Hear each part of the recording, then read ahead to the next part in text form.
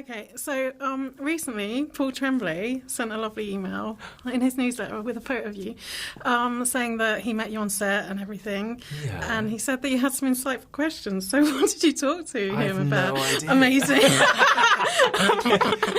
We were very excited to have him there. Almost a bit intimidating, I think, to be like. He was watching the monitor, and obviously, when a writer has written something, they have probably got a super clear idea and have spent loads of time imagining the people that they're writing about, and then you kind of go, oh, I was kind of when he was there being like, oh, I wonder if my Andrew is the Andrew that he created in his head. But yeah, I think we were asking him like what inspired him to write the book, and I think it came out of Trump had just been elected in power, and I think he was thinking about kind of our collective conscience and responsibility that we have to the world and the way it could go if things continue going the way they are. And I think this was I don't know, maybe it's a bit of a call to arms, a bit of a wake-up call about like our social responsibility to each other. Yeah. But yeah, I was probably asking about that.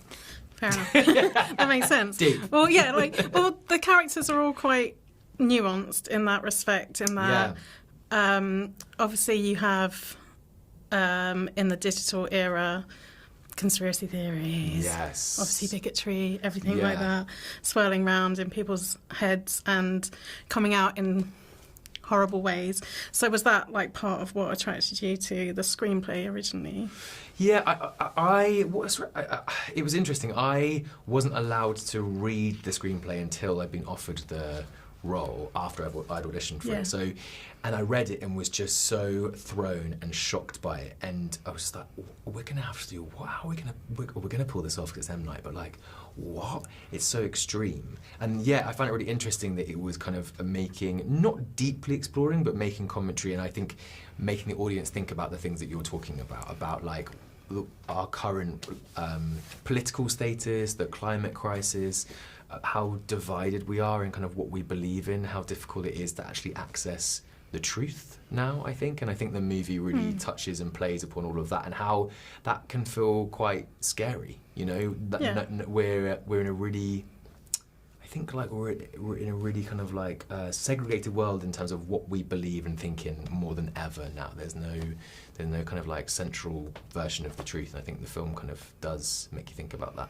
It just captures that sense of dread that I think we're all feeling. It's a bit of dread, yeah. And I think I was saying earlier, like I've always been a bit obsessed with the apocalypse. When I was about 8 or 9, 10, I was like reading the Nostradamus prophecies. I tried to interpret the book of Revelation in the Bible about the 4 horsemen of the apocalypse. I read that in the bath.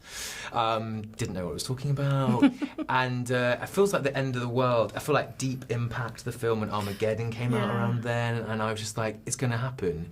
And I think there is that talk now, I think, that I don't know, that we're possibly close to end days, and I think he's playing on our like very real collective societal fears, and it's scary because of that.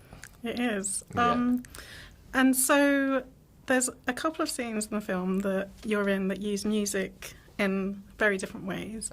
So there's a really joyful scene, and there's a really devastating scene, and I love both. I love the way they both play out. So can you talk me through how you approached both those scenes and kind of the conversations you had with your cast members and M. Night? Yeah, it's so funny. So Night does 2 weeks of rehearsal that are quite intense, and you don't usually get that amount of time on a project. And I think it was day 2. He said in the script it just used to say plays a piece of music. Yeah. When Daddy Eric first plays in the car, and he said, I'm choosing between 2 tracks. I don't think he'll mind me saying this. He was choosing between Boogie Shoes, which has ended up in the film, and Jump Around by Criss Cross, which couldn't be more different. And as an experiment, he said, I'm going to play both songs to you. Yeah. So he played Jump Around, and I was like, oh my goodness, how am I going to do that end scene with Jump Around on? Like that. But I was like, okay, right. And then he played Boogie Shoes, and I just welled up straight away. There was just something, I was just like, oh, in fact, I'm getting chills now.